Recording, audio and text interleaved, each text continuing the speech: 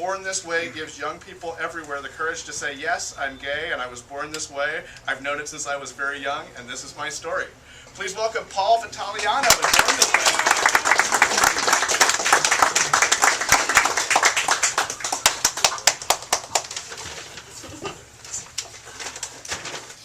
Hi everyone, thanks for being here. A couple of caveats. I need a root canal. And I was supposed to get it done just before I left, and I couldn't. So this entire side of my face hurts like hell, and it's numb. Like I can't watch when I smile. Do you want a Jameson's or something? No. It's gone down a little bit, and the pain. I'm hopped up on antibiotics and Vicodin. So, Lucky? yeah, I know. Right? So like he said, you know, the blog started exactly 2 years ago on January 9th, which is bornthiswayblog.com, and the blog has over 600 stories on it now. And the book came out in October, and I'm very proud of it because I know that it's having a connection with people, with parents, with kids, different generations of gay people, and straight people. I feel like our straight allies are learning a lot from these stories.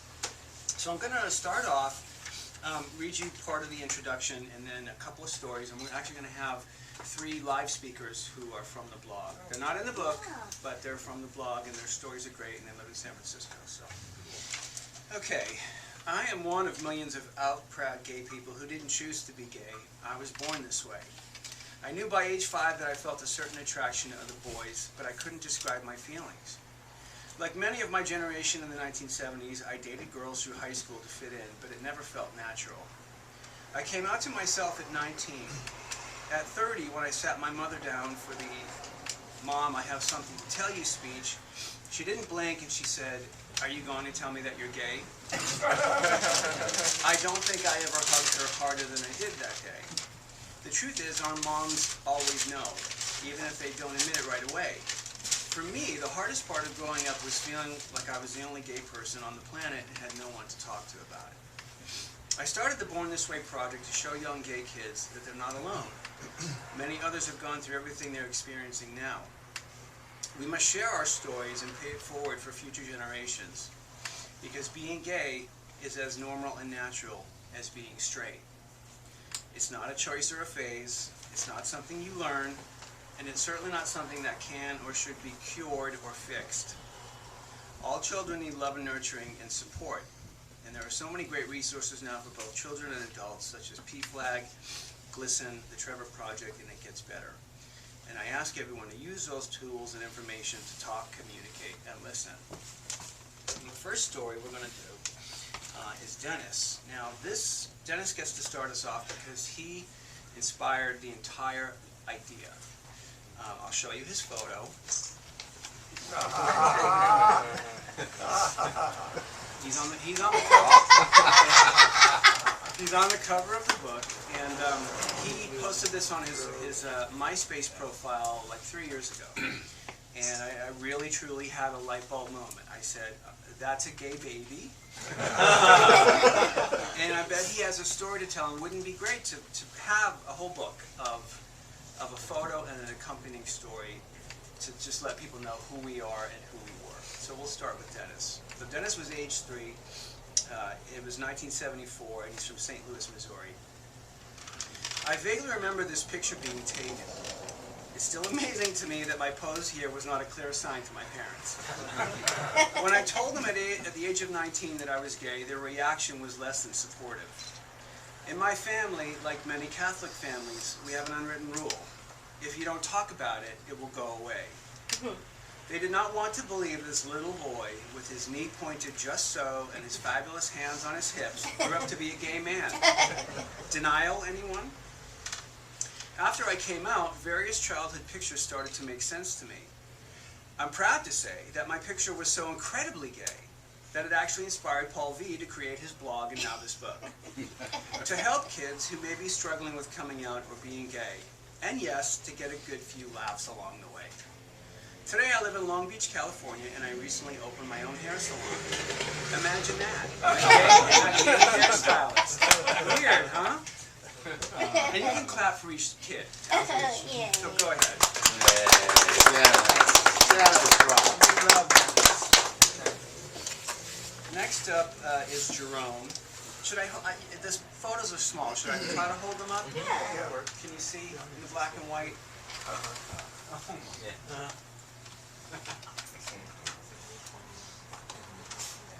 Coxney. He was 8 years old, and it was 1959. It was in Groesbeck, Texas. Jerome writes, "We didn't have the word gay when I was a child, only the word sissy. Thanks to my older sister's 1950s movie magazines, I was obsessed with Hollywood glamour. In this photo, I'm emulating Marilyn Monroe, Jane Mansfield, or Mamie Van Doren, perhaps all three. Growing up special in a tiny rural Texas town wasn't easy, but I survived. Through the years, I cringed whenever I came across this photo. But now, some 50 years after it was taken, I find it charming. And I find self-acceptance at last." And that's Jerome.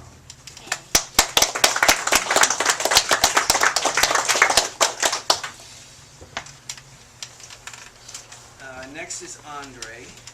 Choose photo. Yeah, that's right. Get it, girl. Andre was 4, and he grew up in Baton Rouge, Louisiana, and the year was 1972. He writes, "I recently came across this photo from Easter of 1972.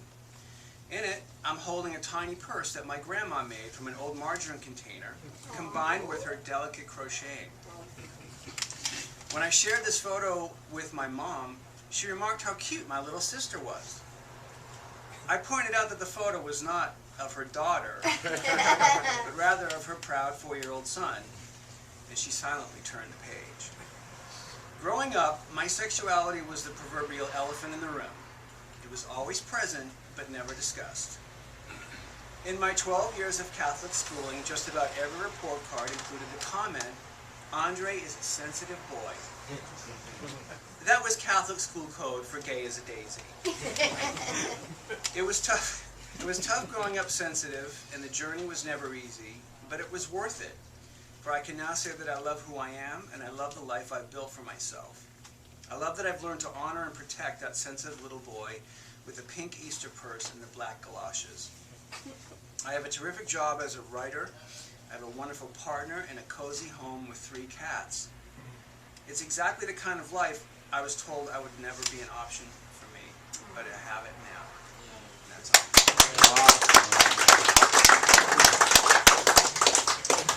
Next is one of the famous gays from the book.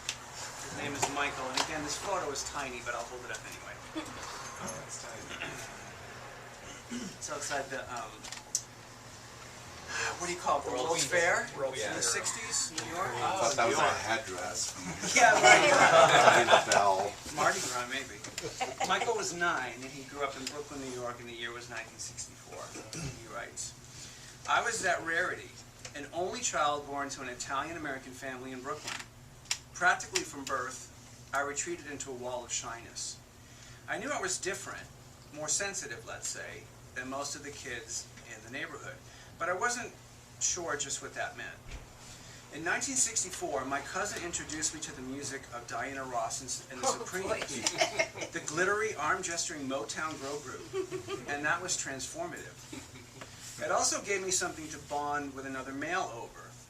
But that wasn't sexual. That came later in 1966, when a loincloth hottie named Ron Eli hit the screen as Tarzan.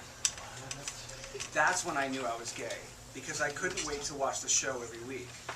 And when Diana Ross and the Supremes were guest stars on his show, I was in gay heaven. Despite these coded diversions, I never knew if there was a future for me as a gay man. There were no out role models and precious little positive information at the time. In fact, homosexuality was considered a disorder. But I hung in there and eventually moved across the bridge to Manhattan, where I found a thriving, creative community that I still belong to. Today, I'm the gayest person on earth. And I still know every last one of those Supremes arms gestures. And that, Michael, is Michael Musto, who is the columnist for the Village Voice, who we all know.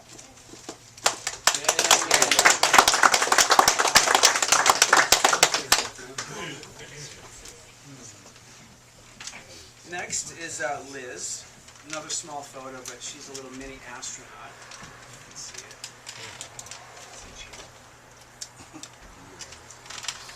And she was 6 years old, and this was in Buffalo, New York, 1961. My mother had to bribe me to wear a dress, and I insisted on no puff sleeves or ruffles of any kind. I was obsessed with all things NASA and wanted to be an astronaut. I would lie upside down in our living room chairs and pretend I was orbiting planet Earth in my own rocket. When I developed a huge crush on my butch gym teacher, didn't we all? My mother told me that crushes on other girls are perfectly normal. I spent a lot of time being perfectly normal at summer camp with crushes on older campers and cute butch counselors. None of my crushes materialized into anything more than long, flowery letters professing undying friendship. I dated boys because that was just what you did. It wasn't until my senior year that I finally came to terms with my gayness. I knew I wanted more from another woman than just long, flowery letters. That's Liz.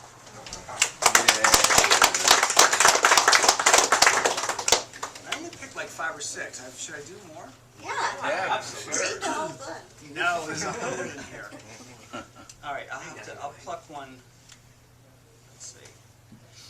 I did want to make sure I read some lesbian stories because people are like, "There's not enough women in your book." Okay, I'm going to read another famous gay, and I'll try to see if you can see this photo. He's on the far right in the photo with his family.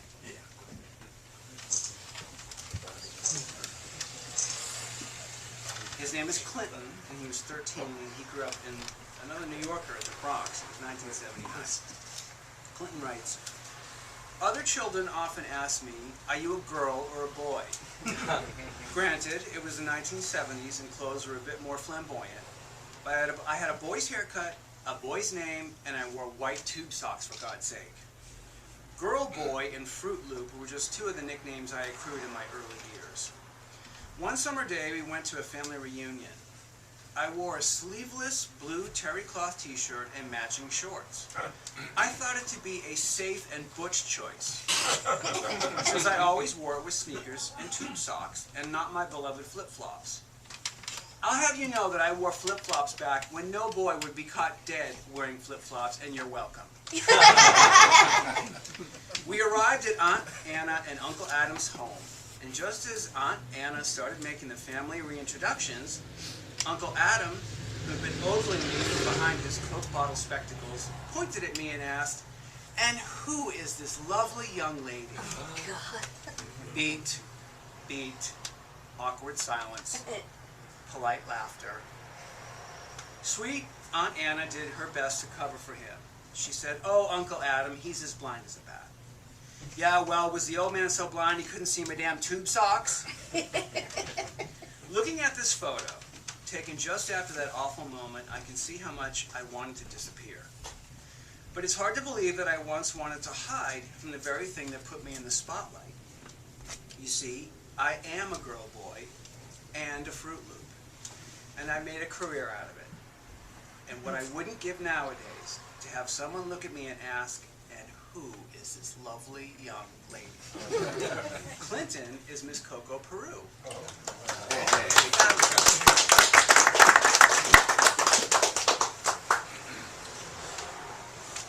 Next is Eva, another tiny photo. She's just a little baseball cap on.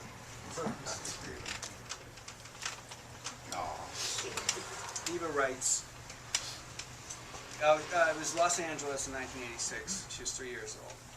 "Coming out as a lesbian was difficult for me, as it is for any gay kid. But the fact that I am physically disabled and nonverbal made it a bit harder.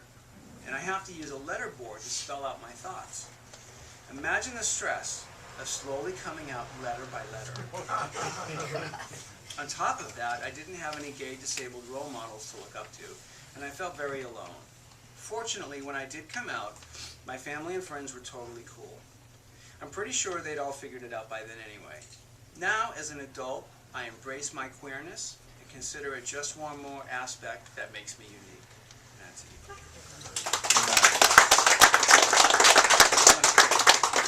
The last story that I'll read is Noah. He's sort of a famous gay. I'll tell you who he is. Another pretty famous, fabulous photo. He's got some good spirit going on.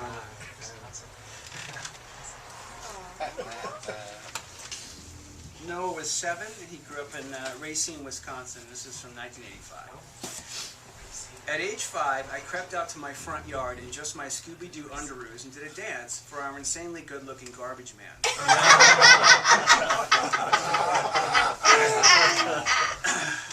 You all did that, right? Right. When I came back inside, I proudly announced to my dad the garbage man called me a queer. My father immediately jumped up, ready to confront the man who had spit such an offensive word at his little boy. Before my dad could turn the doorknob, I stopped him and explained that I didn't mind being a queer. Of course, I had no idea what queer meant in that context. I thought it merely meant I was strange and unusual, something I thought I wanted to be back then.